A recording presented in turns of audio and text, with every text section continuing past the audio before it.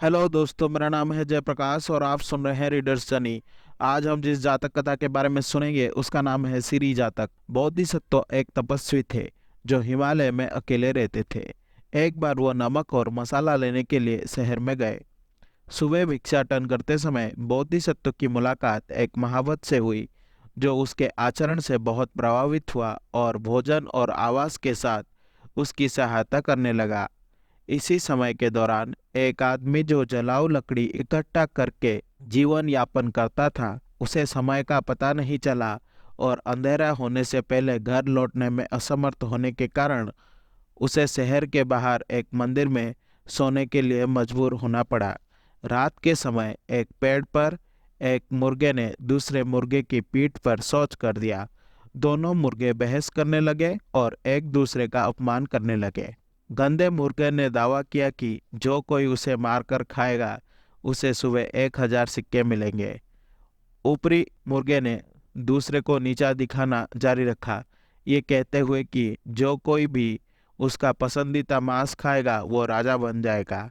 उसका बाहरी मांस खाने से मुख्य सलाहकार या मुख्य रानी बन जाएंगे और उसकी हड्डियों के पास मांस खाने से वो राजा बन जाएंगे। कोषाध्यक्ष या पादरी, यह इस पर निर्भर करता है कि वे आम आदमी थे या पवित्र व्यक्ति।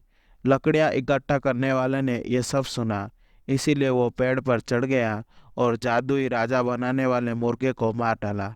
भोर का जब नगर का फाटक खुला तो लकड़ियां बटोरने वाला दौड़कर घर आया और अपनी पत्नी को यह शुभ समाचार सुनाया। उसने तुरंत मुर्गा पकाया, लेकिन क्योंकि ये उनके जीवन के लिए इतनी महत्वपूर्ण घटना थी, वो खाने से पहले गंगा नदी में स्नान करना चाहते थे। जब वे पानी में थे तब उन्होंने मुर्गा और चावल को नदी के किनारे रख दिया और हवा ने कुछ लहरें उड़ा दी जिससे उनका मुर्गा बह गया। जादुई मुर्गे की थाली नदी के ओर तैरने लगी, जहां उसे महावत ने पकड़ लिया जो नदी में अपने हाथियों को नहला रहा था। ठीक उसी समय बोधिसत्व को पता चला कि क्या हुआ था और वो महावत के घर पर उसके लौटने का इंतजार करने चला गया।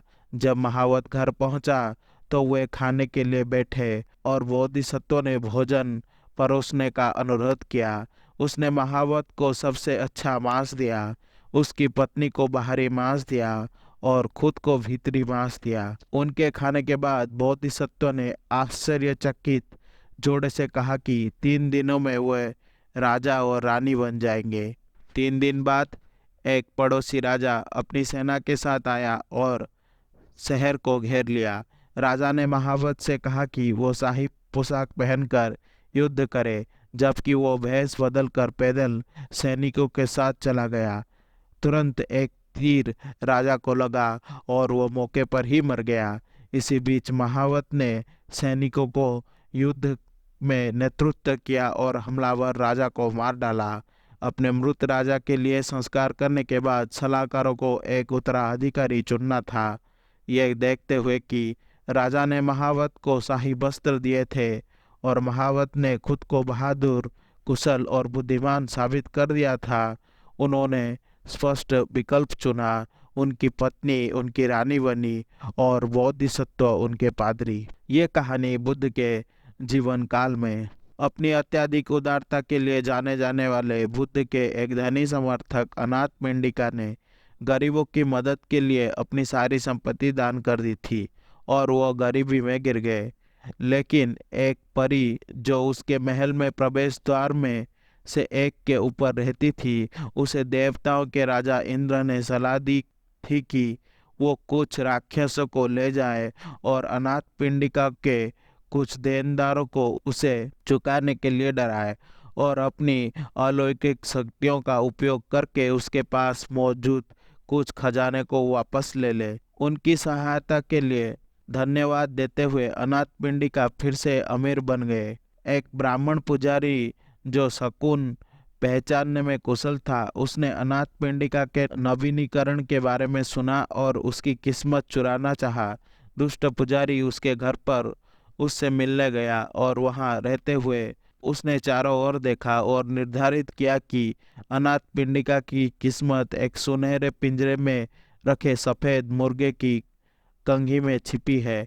अनाथ पिंडिका ने पुजारी से पूछा कि वो उसकी कैसे मदद कर सकता है, और पुजारी ने कहा कि उसके मुर्गे ने गलत समय पर बांग दी, जिससे उसके छात्र में बाधा उत्पन्न हुई। इसीलिए वो अनाथ पिंडिका का मुर्गा लेना चाहता था। अनाथ पिंडिका ने कहा कि वो इसे प्राप्त कर सकता है, लेकिन उसी क्षण किस्मत अचानक तकिए में छिपे एक रत्न पर पहुंच गई। पुजारी ने वो गहना भी मांगा, और जब अनाथ पिंडिका सहमत हो गया तो किस्मत उस क्लब में चली गई जिसका इस्तेमाल उसने आत्मरक्षा के लिए किया था। इसीलिए पुजारी ने वो भी मांग लिया। अनाथ पिंडिका ने फिर से पुजारी को वो वही दिया जो वो चाहता था, और फिर भाग्य अनाथ पिंडिका की पत्नी के सिर पर चढ़ गया। पुजारी को पता था कि वो किसी व्यक्ति के लिए नहीं पूछ सकता, इसीलिए उसने अनाथ पिंडिका से मिलने में अपना वास्तविक लक्ष्य कबूल किया और चला गया। अनाथ पिंडिका बुद्ध को अपनी अजीब मुठभेड़ के बारे में बताने गए। बुद्ध ने अनाथ पिंडिका को बताया कि हालांकि अब ऐसा नहीं होता। अतीत में भाग्य को एक व्यक्ति से दूसरे व्यक्ति में स्थानांतरित किया जा सकता था, और उन्होंने उन्हें ऐसे ही एक घटना के बारे में ये कहानी सुनाई। जो महावत राजा बना वो बुद्ध के शीर्ष शिष्यों में से एक आनंद का पूर्व जन्म था। आशा करता हूँ कि आपको ये जातक कथा अच्छी लगी होगी। अगर आपको मेरी वीडियो पसंद आई तो इसे लाइक करें और शेयर करें, और ऐसे वीडियोस देखने के लिए मेरे चैनल को सब्सक्राइब करें।